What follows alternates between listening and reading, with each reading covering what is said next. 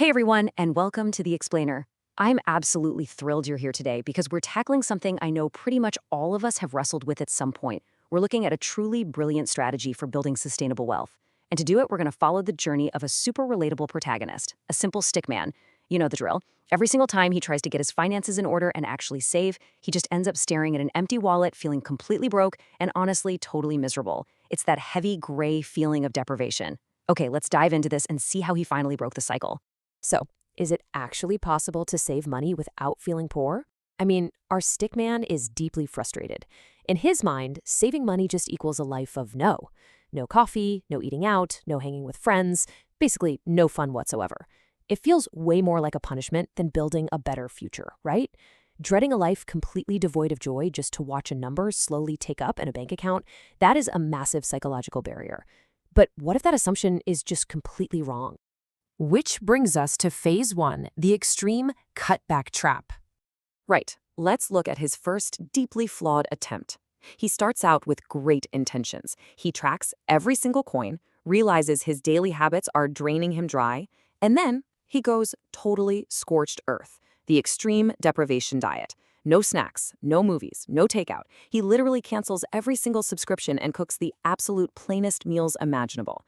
And hey, on paper, it actually worked. He checked his bank balance, pumped his fist in the air, the money was going up, but a very serious new problem was rapidly emerging in the background. The sheer cost of this extreme approach just started to weigh him down. The initial thrill? Totally gone. He's turning down every single invite. He's incredibly lonely, chronically tired, and just completely drained. And the crazy part is, even though he technically has more money in the bank, he actually feels pretty poor. The deprivation just completely hollowed out his day-to-day happiness. And that leads us straight to the breaking point. You can only stretch a rubber band so far before it snaps. And one dark night, the trap springs. He completely breaks down, orders way too much expensive takeout, and just feels like a total failure sitting there in the dark. But as he's looking at his crossed-out budget, he has an epiphany. So the crucial point is, cutting everything wasn't saving. It was just suffering with extra steps.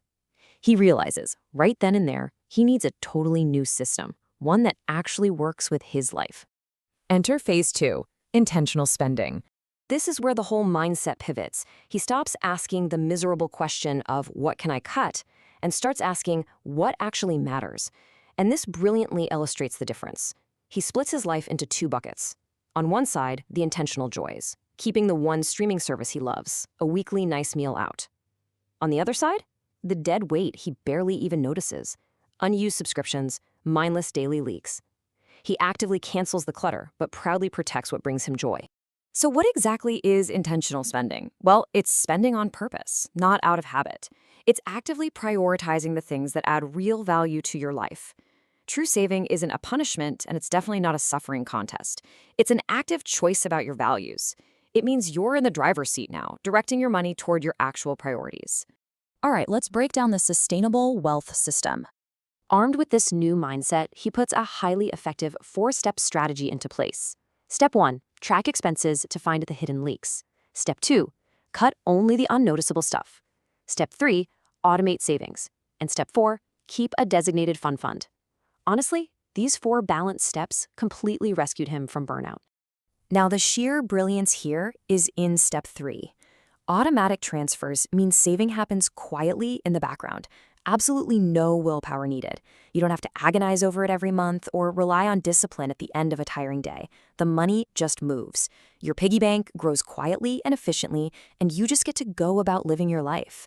It's a real game changer. Let's move to and see how this builds the 24-hour rule. This is his tactic for fighting impulse buys. Hour 0, you get that sudden urge. You're ready to buy something non-essential, but you pause. You enter hour 12, a mandatory cooling off period where that dopamine spike completely fades. By hour 24, you're making a calm, intentional choice to either buy it because it adds value or just pass on it. It's a simple, incredibly effective tactic. And of course, we cannot forget the guilt-free fund. This is money specifically set aside for the little things that make you happy. Because he has this fund, he's saying yes to his friends again. He opts for cheaper get-togethers, having a great time, and there's absolutely zero financial guilt hovering over him. Why? Because that money was already set aside for having fun. Finally, let's look at the transformation. So, after the miserable lows of extreme cutbacks, he's finally relaxed. He's confident. His savings are growing, and his life is genuinely fulfilling. Now, what's really interesting about this slide is the core realization. Saving money isn't about feeling poor. It's about feeling in control. That massive mindset shift is the ultimate key to sustainable wealth. When you spend on purpose, the anxiety fades away, and you're just in control. So here's a challenge for you this week. Pick just one tip from today's explainer. Maybe try the 24-hour rule for your next online shopping urge, or set up a small automated transfer right now on your phone, and just try it. Small, intentional changes compound rapidly. They add up so fast. And the best part is, it'll never feel like a sacrifice.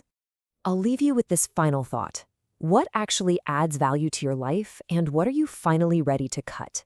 Think about your own habits. True wealth building is just about aligning your money with your actual values.